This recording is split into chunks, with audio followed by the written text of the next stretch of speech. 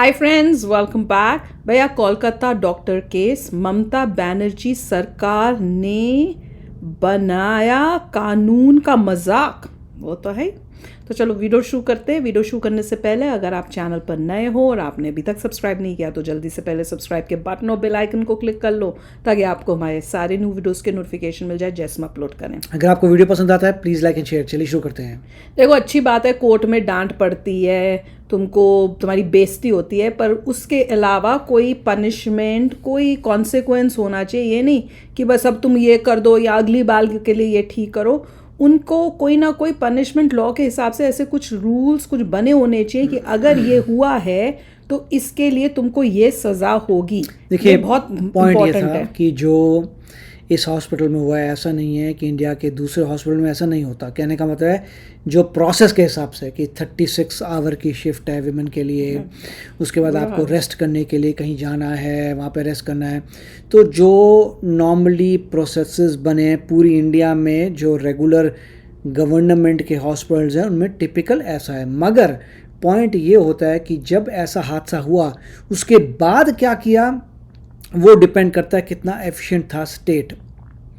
इस केस में ये हुआ कि जब इंसिडेंट हुआ उसके बाद सब कुछ सही तरीके से नहीं गया। उससे नजर आया कि करप्शन है, कोशिश की उससे लगा कि करप्शन है और यहाँ पे ऐसी चीज़ें होती रहती है। तो वो जो फीलिंग आई है उससे लोगों को लगा कि स्टेट में प्रॉपर काम नहीं हो रहा। नहीं, गुनहगारों को बचाने की जी तोड़ कोशिश हुई, जबकि गुनहगार को पकड़ने की जी तोड़ कोशिश होनी चाहिए थी। यहाँ बिल्कुल उल्टा हो रहा है।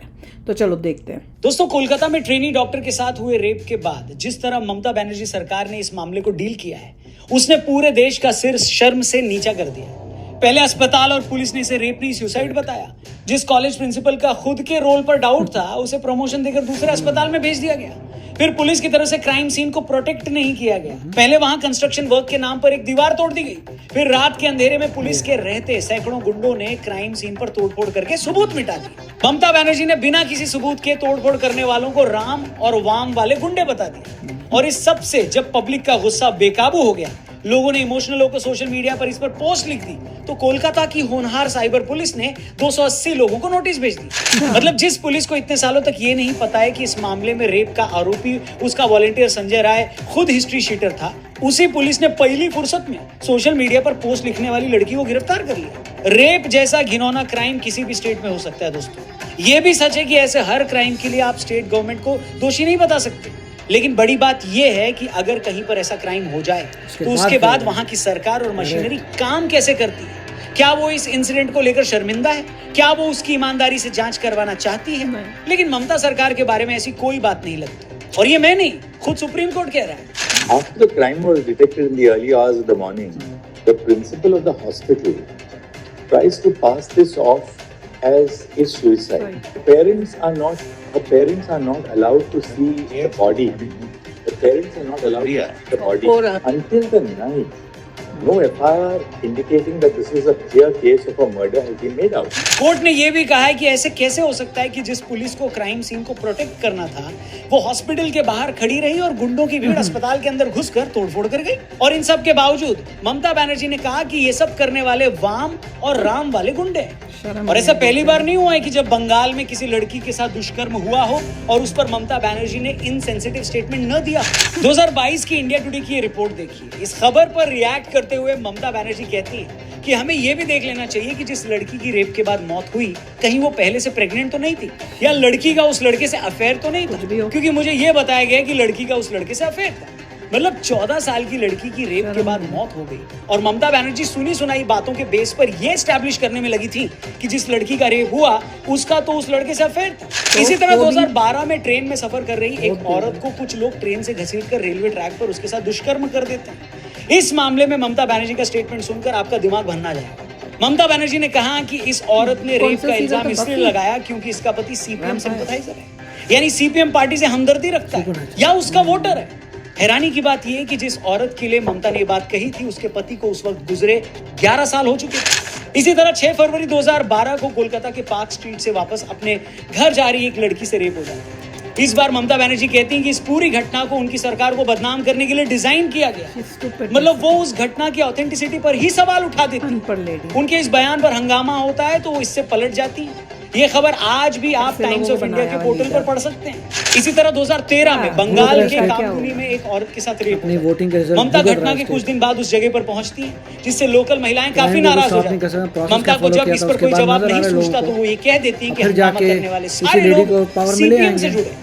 और इस क्लिप को कौन भूला होगा, जब एक टीवी प्रोग्राम में एक लड़की ममता बनर्जी से बंगाल में महिलाओं की सेफ्टी को लेकर सवाल पूछती है तो वो भड़क जाती हैं। और उस लड़की को उन्होंने क्या बताया और कैसे डिबेट से जाने की बात बोली, आप देखिए। Ma'am, the conduct of certain people like Mr. Madan Mitra and Honorable Islam, they have left a bad taste in the mouth for most of us. It has disturbed us, and people in power should be acting in a more responsible way, ma'am. I must tell you, you are a CPM cadre.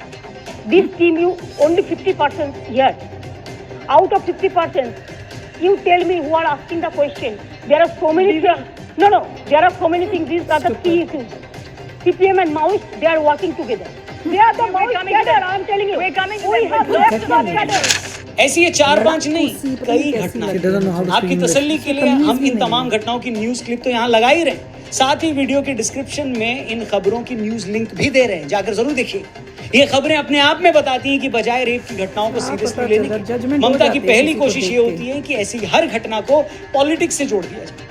तभी तो कभी उन्हें rape victim का पति left से जुड़ा लगता है, कभी उन्हें रेप पीड़िता के लिए इंसाफ मांग रही सीपीएम से जुड़ी लगती है, कभी उन्हें 14 साल की रेप विक्टिम ही रेपिस्ट की दोस्त लगती है, तो कभी उन्हें रेप वाली जगह पर तोड़फोड़ करके सबूत मिटाने वाले लोग बीजेपी और लेफ्ट के लगते हैं। और टीवी प्रोग्राम में कोई लड़की महिला सेफ्टी पर सवाल पूछे तो ममता दीदी उसे नक्सली बताकर वहां से चली जाती है। हैरानी है कि ये रवैया एक चीफ मिनिस्टर का है और उससे भी बढ़कर एक महिला चीफ मिनिस्टर। जैसे कि मैंने पहले भी कहा है कि ऐसी घटनाएं किसी भी स्टेट में हो सकती हैं, मगर सवाल ये है कि आप उन घटनाओं पर रिएक्ट कैसे करते हैं। ममता बनर्जी या तो इन घटनाओं की ऑथेंटिसिटी पर ही क्वेश्चन उठा देती हैं या फिर उन्हें पॉलिटिक्स से जोड़ देती हैं। और जब लोग इस पर गुस्सा करें या कुछ लिख या बोल दें तो उनकी साइबर पुलिस और स्टेट पुलिस उन्हें नोटिस भेजकर उनको डराने की कोशिश करती है। इंडियन एक्सप्रेस में जब ये रिपोर्ट देखी जिसमें क्लियरली लिखा है कि जब से कोलकाता की ये वारदात हुई है तब से कोलकाता पुलिस ने इस मामले पर सोशल मीडिया पोस्ट लिखने पर एक लड़की को अरेस्ट किया और 280 लोगों को नोटिस भेजा है। जी हाँ, 280 लोगों को नोटिस। इन मामलों में पुलिस का कहना है कि इन लोगों ने बिना वेरीफाई किए चीजें लिखी।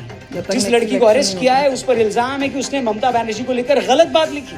अब मैं पूछता हूँ, इससे बड़ा मजाक और क्या हो सकता है? जो कोलकाता पुलिस आम लोगों को अनवेरिफाइड बातें लिखने के लिए नोटिस भेज रही है, पहले वो ये बताए कि जिस लड़की से रेप हुआ उसके रेप को बिना वेरीफाई किए हुए आत्महत्या किसने बताया? ब्रो, हेलो, मतलब जिस लड़की की आंखों से खून निकल रहा था, हड्डियां टूट गई थी, शरीर पर इतने जख्म थे कि आप गिन न पाए, क्या उसका शरीर देखने पर इन लोगों को ये लगा कि इस लड़की ने ये सारे जख्म खुद को देकर सुसाइड कर लिया?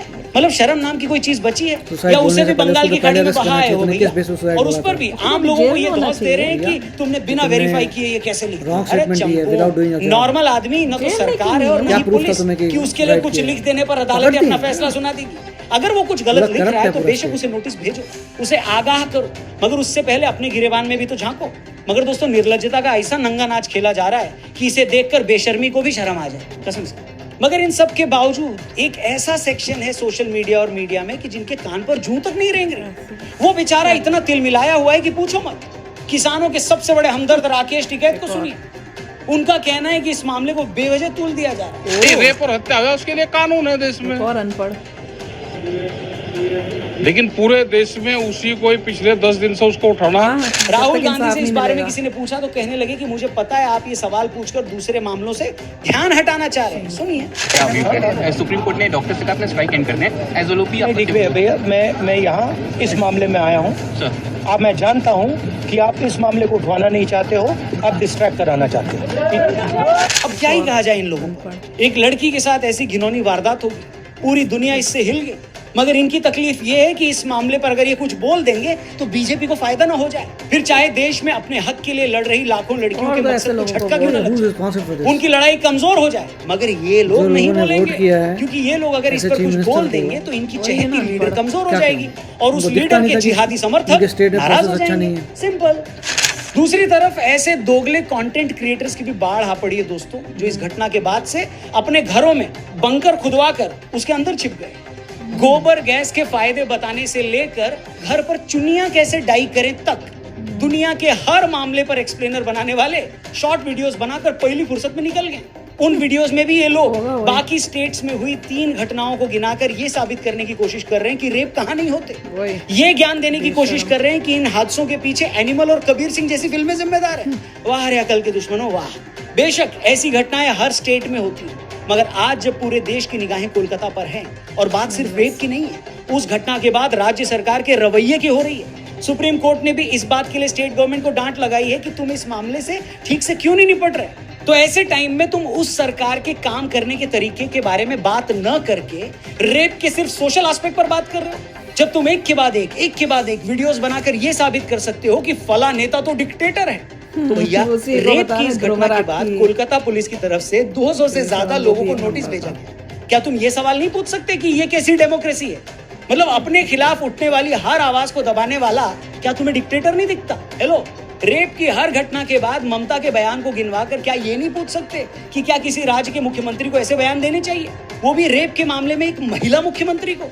मगर बड़ी चालाकी से कुछ लोग ऐसे मामले में स्टेट गवर्नमेंट पर बात न करके उसे एक सोशल प्रॉब्लम बताते हैं और उस पर ज्ञान देने लगते हैं। और ये भी बड़ा अजीब लॉजिक है कि फला फिल्म लोगों को रेपिस्ट बना रही है। वाह।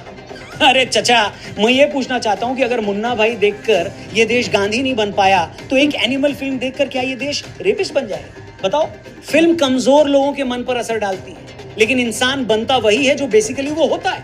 एनिमल या कबीर सिंह तो करोड़ों लोगों ने देखी है, लेकिन अगर सोसाइटी में कुछ रेप हो जाएंगे, दुष्कर्म हो जाएंगे, तो तुम कहोगे कि ये सब फिल्में कर रही हैं। वाह बेटा वाह। भैया मैं आपको बताती हूँ, कई बार आप किसी बंदे को देखते हो ना, चाहे आपने पर्सनली उसको मिले नहीं हो, पर्सनली तो और भी स्ट्रांग होता है, पर जैसे आपने टीवी पे देखते हो, उसके बात करने के तरीके से, उसके फेशियल एक्सप्रेशंस, उसका हाथ का मूवमेंट और वो सब, तो आपको जज हो जाता है। आपका एक अंदर सिक्स सेंस होती है जो बोलती है कि ये बंदा घटिया है।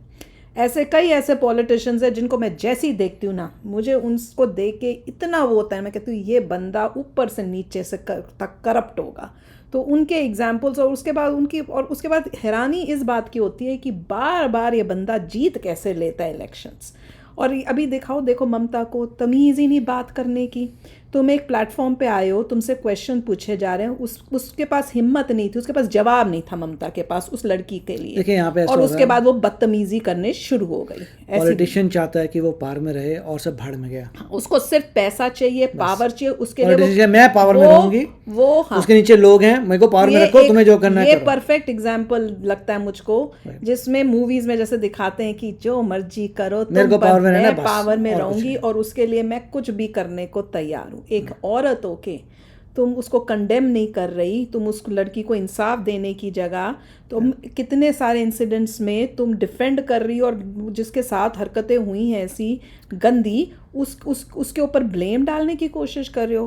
हाइट्स ऑफ बेशर्मी, बहुत ही दुखी। देखिए मैं तो यही कहूँगा कि जैसे मैंने पहले भी कहा था, इंसिडेंट कहीं पर भी किसी भी स्टेट में हो सकता था। एग्जैक्टली सभी गवर्नमेंट हॉस्पिटल्स में सिमिलर के करीब ही है, मगर इंसिडेंट के बाद आप क्या करते हैं उससे पता चलता है कि आपका स्टेट में कितना दम है, आपका स्टेट कितना एफिशिएंट है, और आपके लोग कैसे एग्जैक्टली और तुम कैसे हो एज अ सीएम, तुम कैसे हो। अगर तुमने उसी टाइम एक्शन लिया होता, जेल में डाला होता, लगता कि हाँ भैया ये सीएम वाकई अच्छा है, अपने स्टेट के लिए अच्छा काम कर। और यहाँ पे पूरा करप्शन और गड़बड़ी नजर आई। और जैसे बता रहे मूवीज एनिमल, भैया बात सच है, आप क्या देखते हो वो तुम्हें इफेक्ट करता है। कई लोग स्ट्रांग होते हैं, उन्हें पता होता है मूवी देख रहे हैं, वो अब उनको पता होता है, पर कई अब उस टाइप के बड़े ही अनपढ़ और घटिया लोग होते हैं जो उसको देख के ऐसे गंदे कुकर्म सीखते भी हैं। बेटर होता है अच्छी चीज़ें देखो, अच्छी चीज़ें देखोगे, अच्छे विचार आएंगे, अच्छा इंसान बनने की मोटिवेशन मिलेगी।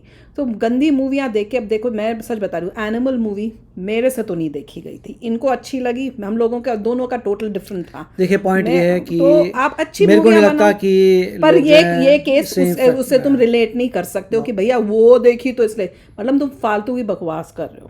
पर ये कि सोसाइटी को अच्छा बनाने के लिए अच्छी चीजें बनाओ। Whatever it is not because of movies। हाँ, मूवीज की वजह, मूवी इफेक्ट करती हैं, पर ये केस होता है, कई होता होते हैं पागल लोग, जैसे हमारे वो कौन सी आई थी वो जोकर वाली कौन सी थी, जब हमारे थिएटर में उसने वही क्लाउन का फेस बना के वो उस मूवी के अंदर आके उसने थिएटर में गोलियां चला दी थी।